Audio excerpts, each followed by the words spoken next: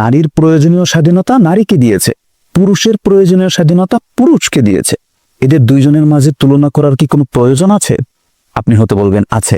আমি বলবো ভাই এর কোনো প্রয়োজন নাই। একটা এক্সাম্পল নেন। ধরেন আপনার একটা ছেলে একটা মেয়ে আছে, ঈদের সময় তাদেরকে আপনি শপিং করে দিবেন, তাদেরকে নিয়ে বাসা থেকে বের হলেন, ভালো একটা শপিং মলে গেলেন, তাদেরকে নিয়ে ঘোরাঘুরি করলেন, তাদের পছন্দ অনুযায়ী যে যেটা পছন্দ করলো তাকে সেই ড্রেসটাই কিনে দিলেন, তারা দুজনেই খুশি। এখন তাদের এই দুইজনের পোশাকের মধ্যে তুলনা করার কি কোনো দরকার আছে? একদমই না।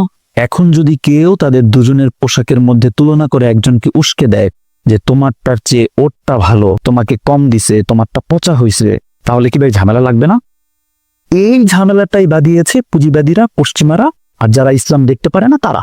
নারীকে উস্কানি দিয়ে বুঝাইছে যে পুরুষের তুলনায় তোমাকে কম দিছে, তোমারটা ভালো হয় নাই, পুরুষেরটা ভালো হয়েছে, তুমি লড়াই করো, পুরুষের সাথে কম্পিটিশনে যাও, সমানে সমানে আসো।